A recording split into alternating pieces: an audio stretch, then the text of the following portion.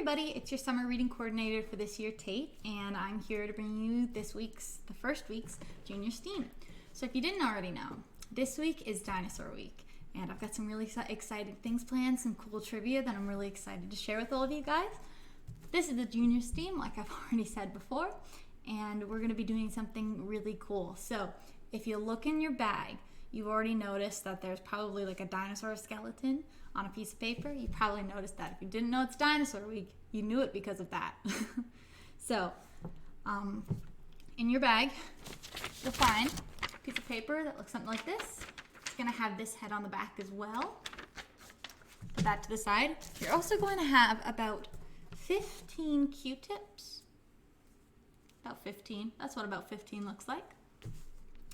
And what you're going to need that isn't come in the kit is just a piece of paper, a glue stick, and some scissors. And let's get started. So, what I like to do first with this, and look at these cool dinosaur bones here. What I did first is I placed this down. And so basically what we're going to be doing is we're going to be using the Q-tips as the dinosaur bones and making our own little dinosaur skeleton on a new piece of paper, but just with Q-tips. What I would recommend doing is cutting off enough of the ends of Q-tips so you can have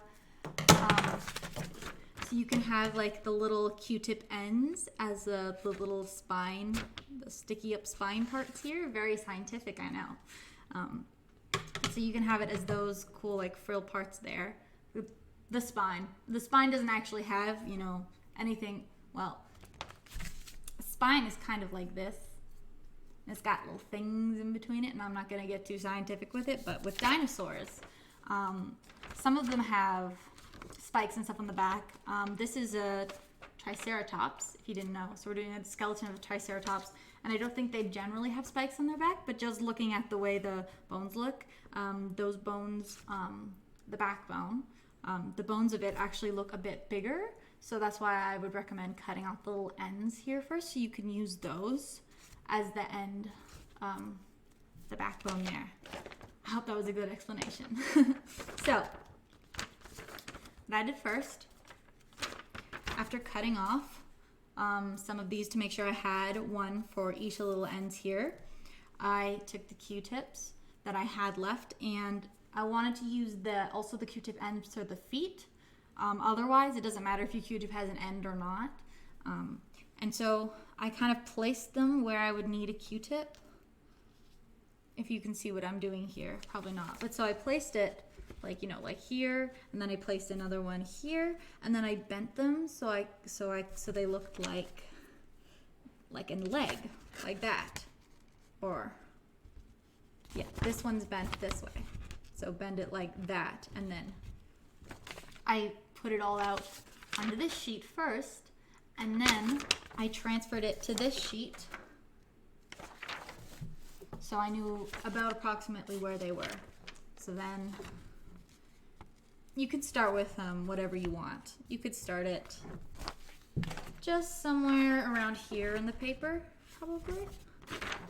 You can also, if you want to do this first, you can cut out your dinosaur head first, because we're not going to use the Q-tips and make the dinosaur head. So if you want to cut out, you can use this head, or you can use this one if you cut up your Q-tips to be smaller. It doesn't really matter which one you do. And if you don't want to make a completely new skeleton and you're afraid that you might not have it look right, if you don't have this guideline right under you, you can just glue them right on here. But if you're feeling like you want something kind of brand new, then just kind of start gluing them in the way you see them on the skeleton. It's a dinosaur anatomy here, and it's not going to look exactly the same. So by the end, when you're doing that, you're going to have something that looks kind of probably like this. Maybe your bones are a little different, maybe they're bent a little differently. It doesn't really matter. However you want to do it. I used this skeleton head, because mine ended up kind of being a bit smaller. I realized this head was a bit big. So if you want to use this head and cut that out, or get your parents to help you cut it out, you can do that. Or you can use this one if you want to. If you just want a bigger head for your dinosaur, or for whatever reason.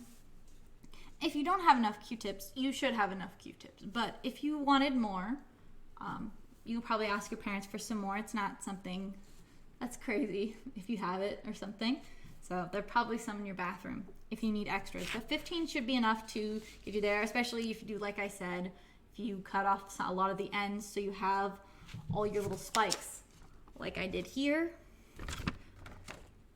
So something like that. Even if you want to, you can hold this paper under it up to a window and then put a piece of paper over it, and then you can like use like a pencil line to kind of draw an outline. So that way you don't have to use this piece of paper that has the whole skeleton on it, but you kind of know where the Q-tips are. You can do that as well. I didn't, but that might help you if you're having troubles with your placement, because I know sometimes it's easier said than done to look at something and be like, oh, it looks like this. Well, I'll just make this, and it doesn't always look the same as you expect it to once you try and put it all together, like without any kind of reference. Even when you're looking at something, you can't always recreate that. So that's kind of the gist of this craft, but again, looks like this. So we're doing Triceratops. This is a Triceratops skeleton, so science-y.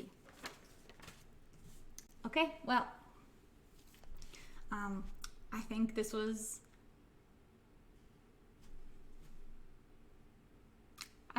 this is a really fun activity, to be honest. I had fun just making the thing by myself, just the craft.